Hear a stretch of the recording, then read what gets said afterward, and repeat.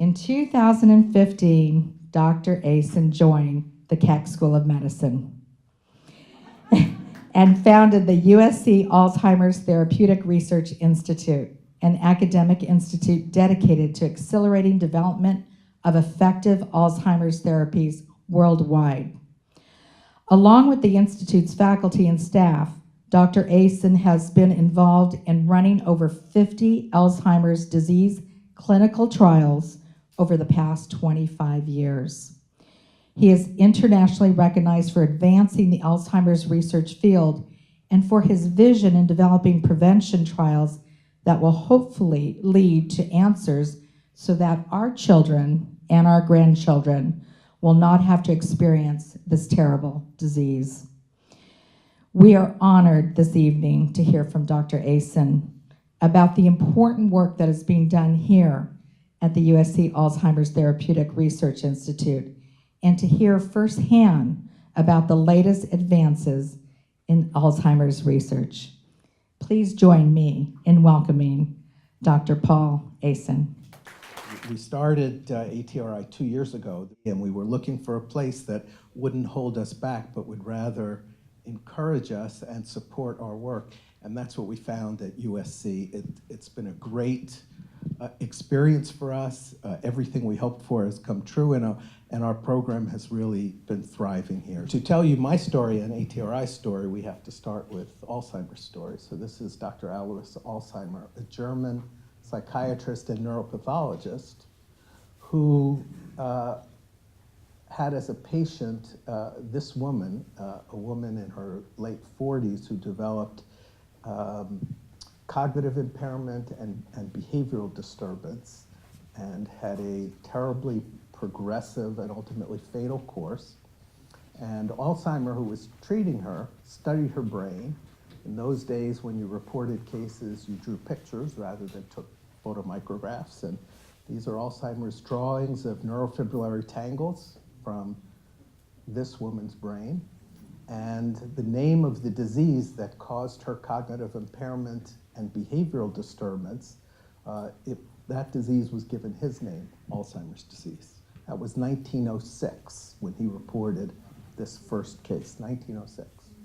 The confusion about the relationship of Alzheimer's disease to senility really persisted through most of the 20th century until Bob Katzman, a neurologist who was at Albert Einstein and then moved to UCSD, worked it out and convinced the community that there is no such thing as senility, that people who are older and develop cognitive impairment have a disease.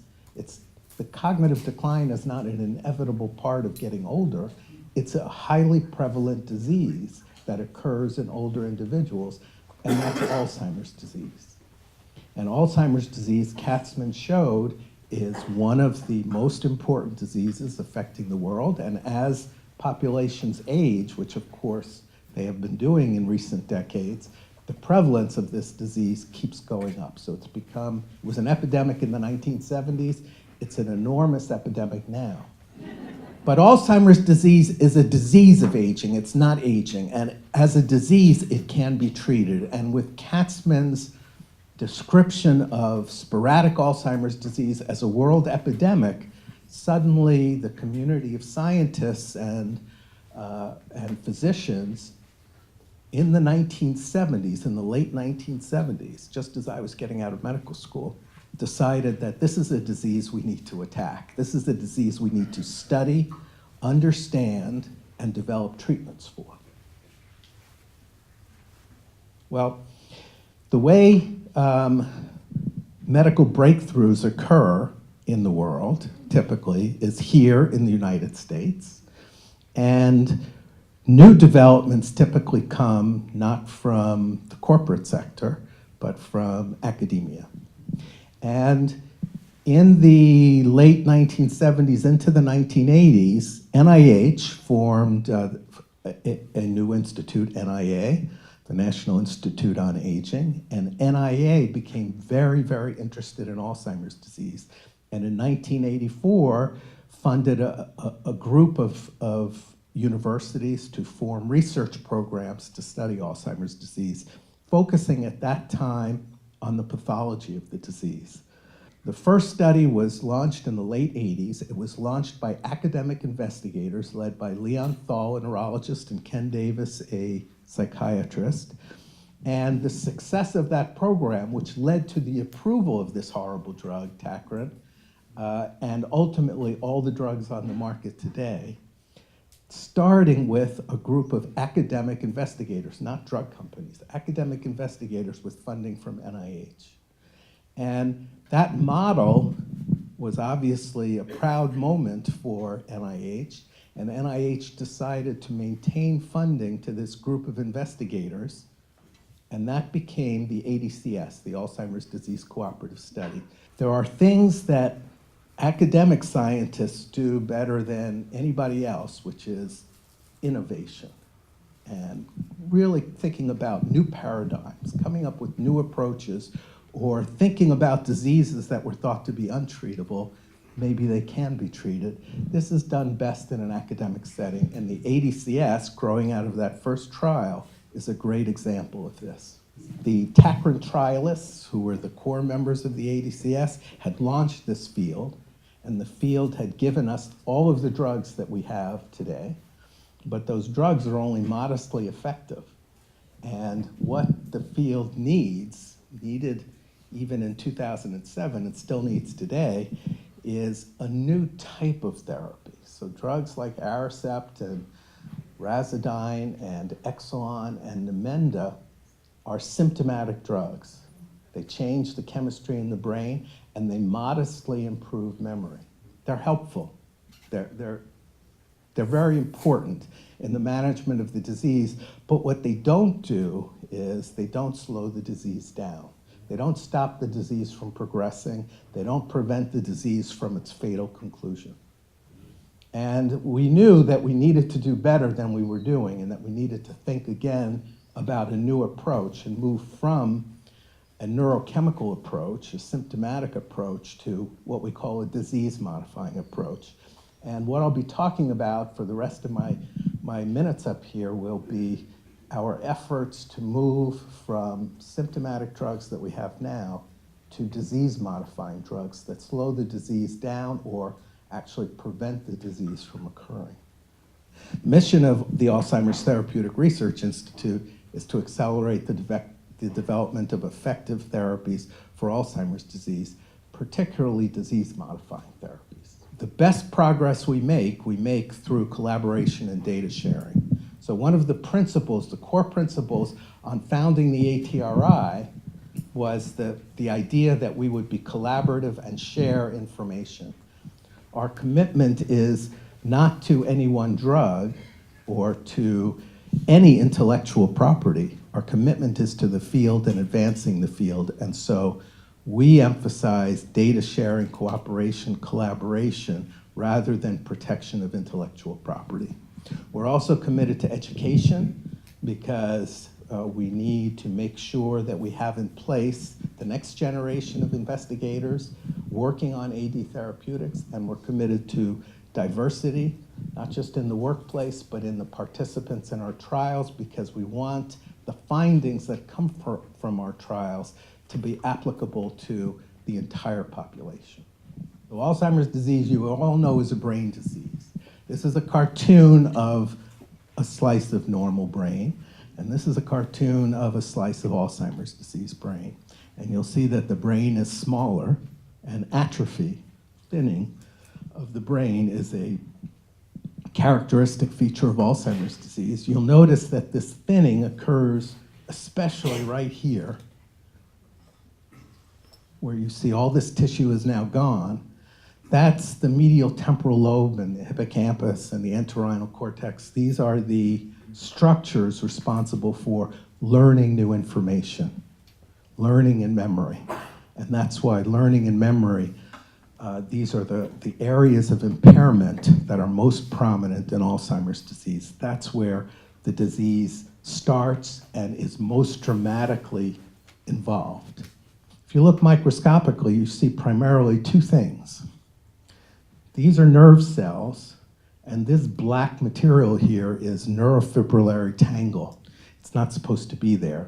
The inside of the cell should be clear cytoplasm. And in Alzheimer's disease, it becomes filled with this rope-like protein deposit called the tangle. In addition to those tangles within the nerve cells, we see these deposits in the parenchyma of the brain, in the substance of the brain. These are outside the cells. This is within the cell. Outside the cells, we see these deposits. And Alzheimer described those two changes. He called these milia, which we now refer to as plaques, and these are tangles, plaques and tangles. Plaques and tangles are the pathologic hallmarks of Alzheimer's disease. And what we now know is that there's a normal structure called APP, or the amyloid precursor protein, that is a protein, a chemical, that normally sits within the cell, crosses the cell membrane to the extracellular space. It's kind of a rope-like protein. It actually circles around many times, but has a piece inside and a piece outside. And one fragment of this long rope-like protein is shown in yellow here, and that's called A beta. And that fragment is released in Alzheimer's disease because two enzymes, two other proteins, clip off the outer piece and the inner piece and release this yellow piece. It's not really yellow, that's just in the cartoon. And that piece is highly toxic. That piece is sticky, it forms a glue-like substance that ends up as plaques in the brain. So this piece is cut abnormally, and it's very sticky and starts to accumulate in clumps, and those clumps end up depositing in the plaque, and the circulating pieces of this peptide are highly damaging to many processes within the cell and end up poisoning the energy-producing mitochondria, damaging the microtubules that allow movement of chemicals in the cell, and end up leading to the formation of tangles. But if we want to go beyond improving the symptom, then we have to, instead of thinking about the synapse, we have to think about the biochemistry and cell biology that leads to the damage of the neurons in the first place, that causes the synaptic failure and the symptoms of Alzheimer's disease. What's happening to people as this is going on in their brain? As the brain is shrinking, the atrophy in Alzheimer's disease, what is it that we see clinically in the individuals who suffer from Alzheimer's disease? Well, what we see is a gradually progressive loss of cognitive function. It starts with impairment of learning and memory, but extends to other aspects of cognition, such as visual spatial function, executive function, planning, judgment, language, and ultimately it affects all aspects of cognition. People lose their independence. They lose their ability to care for themselves. They lose their ability to recognize family members. It's a terrible thing to watch as the essence of a person disappears gradually over a period of years, and then there's death. It occurs typically over a period of about 7 years or so from the onset of dementia to death. Typically, the first things that are lost are things like ability to manage your own finances or drive a car or work effectively. Those might be the earliest functional losses. But as the disease progresses, you lose even basic activities of daily living, the ability to dress yourself, hygiene, ability to eat. And ultimately, there's a wasting syndrome, malnourishment, and typically death from pneumonia. We were able to change the course a little bit with those early drugs that provided symptomatic relief. By the late 1990s, we knew that we had to have a completely different approach. And what the ADCS, the academic investigators, tried to do was to think about what approaches could they take to try to change the cell biology and biochemistry of this disease. And how do you come up with ideas? Well, The pharmaceutical industry was very good at improving cholinesterase inhibitors, and that's what they do really well. They have an idea that typically comes from an academic group, and they refine it and come up with the best possible drug, which they did. But changing the whole paradigm and moving to disease modification, that's something that comes from an academic group like the ADCS. The ADCS started to consider therapeutic possibilities for disease modification in the 1990s, and that interest grew into the 2000s as well. Where did most of the early ideas come from? Well, they came from epidemiology. Most of the early trials conducted by the ADCS seeking disease-modifying treatments were based on clues that came from epidemiological observations. And these were the main ideas. Anti-inflammatory drugs, because it turns out that people with Alzheimer's disease have had less exposure to anti-inflammatory drugs than people who seem resistant to the disease. So maybe the drugs are conferring that resistance, so maybe the inflammation is a key part of the damage. And if we control the inflammation with anti-inflammatory drugs, maybe the disease will slow down. We'll have disease modification. Another big idea was estrogen. Women are more affected by Alzheimer's disease than men. Everybody is at high risk, but it's a bit more common in women than men. And it occurs, obviously, late in life, after menopause. And there was an idea that the loss of estrogen might explain this. And the epidemiology studies showed that women who took postmenopausal estrogen were at lower risk for Alzheimer's disease than those that did not. Those were two big theories that we investigated. There were others, including statins and omega-3s and B vitamins, and the ADCS conducted a whole series of multi-center clinical trials investigating these hypotheses, following people randomly assigned to either get an intervention like estrogen or get an identical placebo, testing them using memory tests and other tests to see how they're doing, and examine the question of whether this treatment helped slow down the progression of the disease. And the bad news is that every one of the trials we did was negative. The first three are anti-inflammatory drugs. Prednisone is a steroid. Rofecoxib and naproxen are non-steroidal anti-inflammatory drugs. Estrogen we tested, as well as DHA and B vitamins and statin. Everything we tested failed. Now, were these studies a waste of time? No. We learned that these approaches did not work, and the public health benefits of demonstrating that these approaches are wrong were significant. But as far as moving us towards effective disease-modifying therapy, it was discouraging. And by the late 1990s, even as we were still conducting these studies, we were trying to become more rational in thinking about the specific biochemistry and cell biology of the disease, and thinking more closely about amyloid and the tangles, the plaques and the tangles, and how we might design new drugs that would interfere with the pathology of the disease. And a number of new drugs were designed. If I can, there we go. And a whole series of other studies were conducted, primarily by the pharmaceutical industry, on newly designed drugs that tried to interfere with the accumulation of amyloid and the formation of tangles. And every one of those studies was negative. From 2003, the approval of memantine, Namenda, until today, there have been no drugs approved. Even drugs that seem to work tremendously well in the laboratory, blocking amyloid and blocking the formation of tangles, were not working in people who have Alzheimer's disease.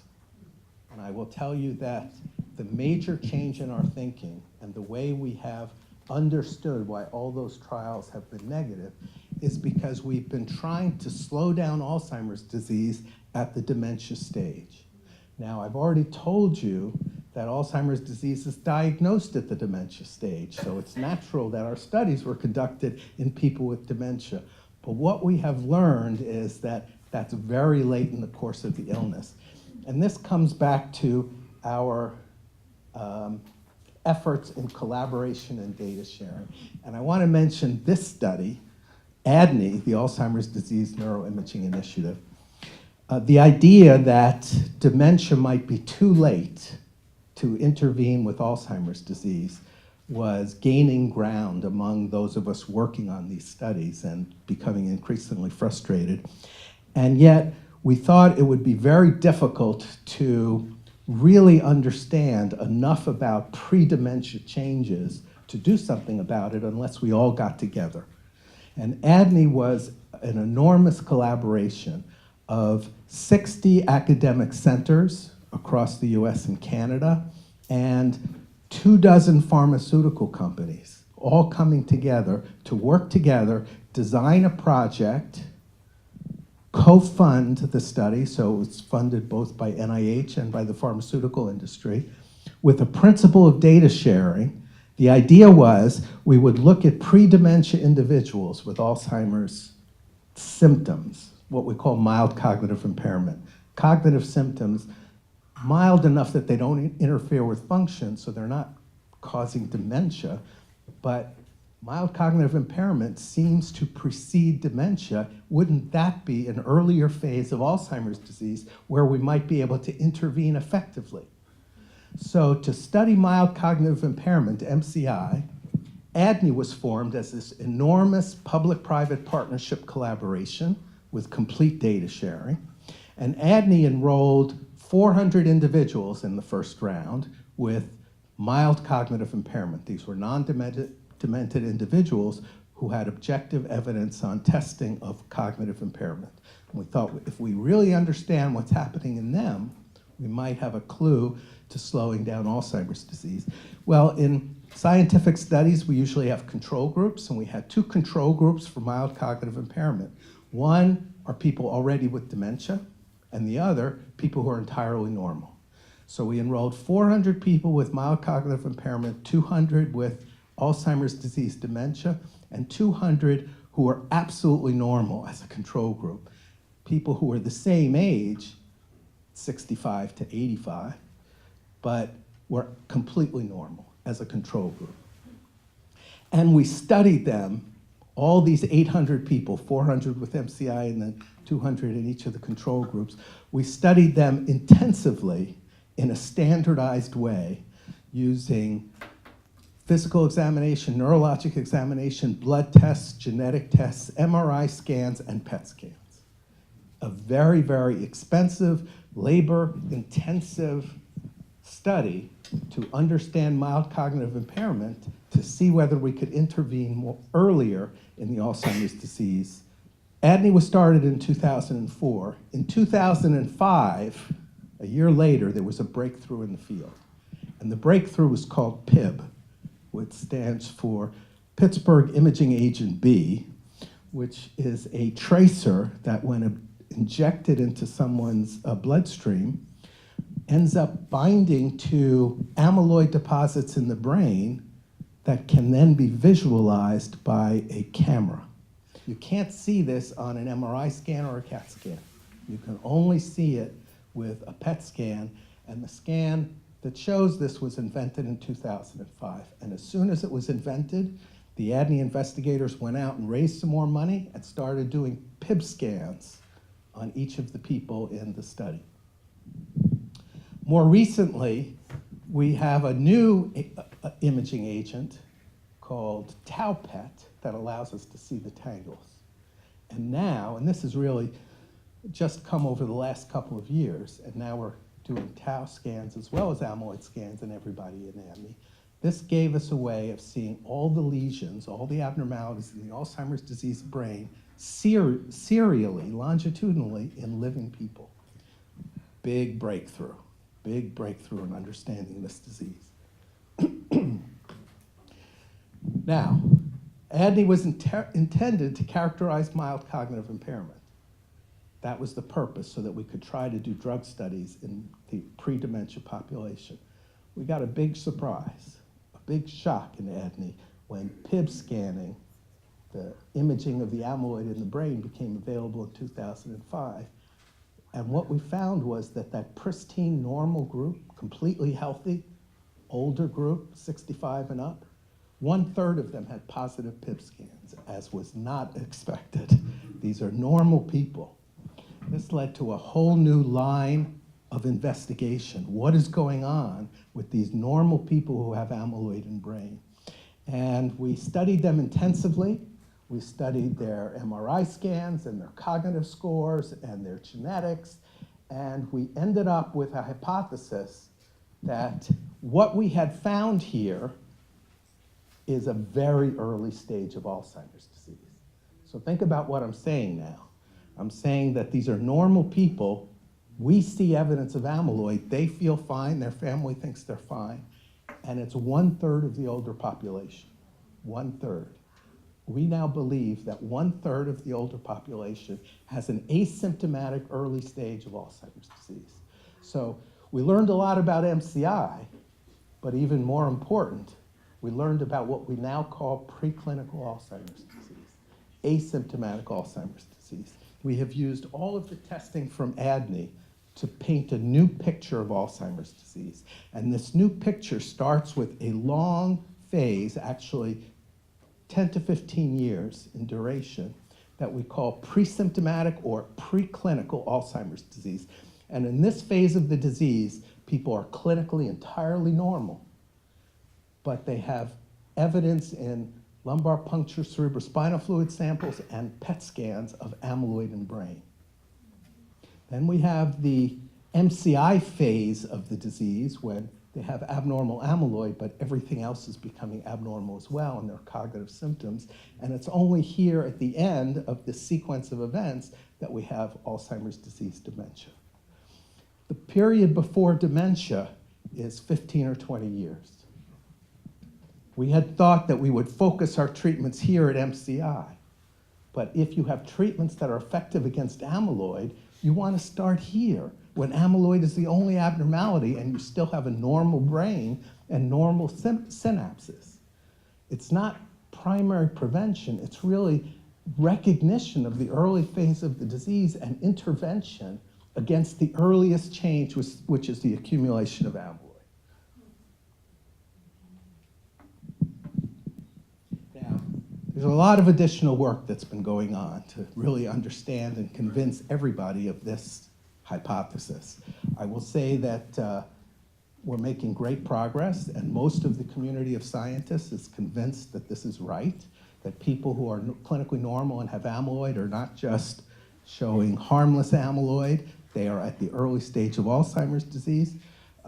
Mike Donohue, who's here, published an important paper just a couple of months ago that showed that if we follow people in ADNI who are clinically normal and have amyloid, at the end of 10 years, 90% of them have symptomatic Alzheimer's disease.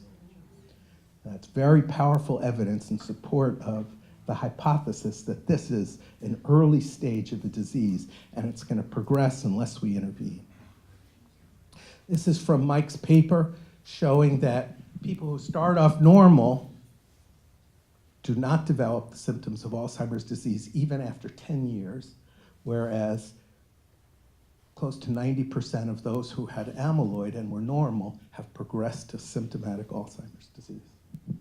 And it's given us a new paradigm. Now we consider AD dementia, which used to be what we called AD dementia. It's just the end of a spectrum of disease that starts 15 or 20 years earlier and goes through an asymptomatic phase, a mild cognitive impairment phase, and then dementia's at the end of the spectrum. And if we're going to target amyloid, we want to go at the pre-symptomatic, the asymptomatic preclinical stage, and we've learned how to measure the impact of amyloid even in people who have no symptoms. By using sensitive cognitive tests, we can measure the decline in brain function many years before symptoms occur. And that gives us the tool to test drugs. So we identify people with PET scans, they're clinically normal, and then we test drugs targeting amyloid, and we measure cognitive performance to see if we're helping. That's the idea behind the A4 study that many of you have heard of. A4 stands for anti-amyloid treatment in asymptomatic AD. It is the first trial based on this hypothesis. It is an international multi-center trial. It's a partnership between ATRI with NIH funds and Lilly, the maker of an anti-amyloid antibody. We've just finished with enrollment of 1,150 people worldwide. We are going to be treating them for 4 years with an anti-amyloid antibody or an identical placebo. And we'll see how much we can slow down the cognitive decline in these people. We think we now have an understanding of the sequence of events in Alzheimer's disease, and we have some very good candidate drugs that attack amyloid or prevent amyloid from forming that we can bring into this asymptomatic population, and I believe that we're going to be able to interfere with the progression of Alzheimer's disease. I think these approaches are going to be very effective. So we're studying solanezumab, one antibody in A4. We are planning to launch a study of aducanumab. We're also doing a study of what's called a BACE inhibitor now, and we're doing a study called EARLY with Janssen, partnership between Janssen and ATRI, to study a molecule that inhibits the generation of amyloid, again, in the asymptomatic population. We think we need to take as many shots on goal with this idea that we now know how to do it. Now we think we really know how to do this. We have great candidates, but we want to test as many promising drugs as we can in this asymptomatic population. We're optimistic. And after 30 years of working in this field and many years with nothing to show for our clinical trials, I am nonetheless very optimistic that now we can see the disease before there are any symptoms. We can identify people and we can cure them of the basis of the Alzheimer's, which is the accumulation of amyloid. We want to get as many of these studies enrolled and completed as soon as possible, and this is how we're going to make major progress. We're doing many studies here at ATRI. Our main goal is to be the academic driver of the field, and I've talked about how we've tried to do this by developing new concepts of disease, new outcome measures, new methods for clinical trials. But until we're successful, we want to support studies of every plausible hypothesis. And just as an example, I've listed some of the studies we're doing today here at ATRI. A4 I talked about. The LEARN study is a companion to A4 that will help further define preclinical Alzheimer's. EARLY is the BACE inhibitor study in preclinical AD. ADNI is the continuation of that observational study, which is managed through ATRI. There are a series of other studies. Here are two of them. One looks at transdermal nicotine patches, smokers' cessation patches, as a cognitive treatment in mild cognitive impairment. This one gives insulin intranasally because there are metabolic changes in the brain that are similar to diabetes, and some people have called Alzheimer's disease type 3 diabetes of the brain. There's significant plausibility there, and we've actually finished enrollment of a multi-center trial of intranasal insulin, which gets into the brain to control the symptoms of early AD. We're doing lots of studies, and the fact that we are at USC with all of the administrative and academic support we could want, what we had so much wanted before and now we have, has allowed us to accelerate our development, get the funding for all these studies, to work effectively as a team, and to collaborate worldwide. It's very exciting. Our ultimate goal is going to also be to extend this to primary prevention. We're trying to develop a means of actually preventing any amyloid accumulation. Alzheimer's disease is a gradually progressive disorder, a continuum lasting decades from its asymptomatic beginning phase, where we're doing A4 and EARLY and other studies, all the way through to profound dementia. Early treatment with anti-amyloid agents, and we really think this is going to be potentially curative and preventive. Early stage intervention with anti-inflammatory compounds, we think, is the best approach to change the course of Alzheimer's disease. But even as we do these studies, we are investigating every promising therapeutic strategy to try to bring effective treatments to everybody at all stages of disease, including the millions of people who have Alzheimer's dementia. Thanks very much.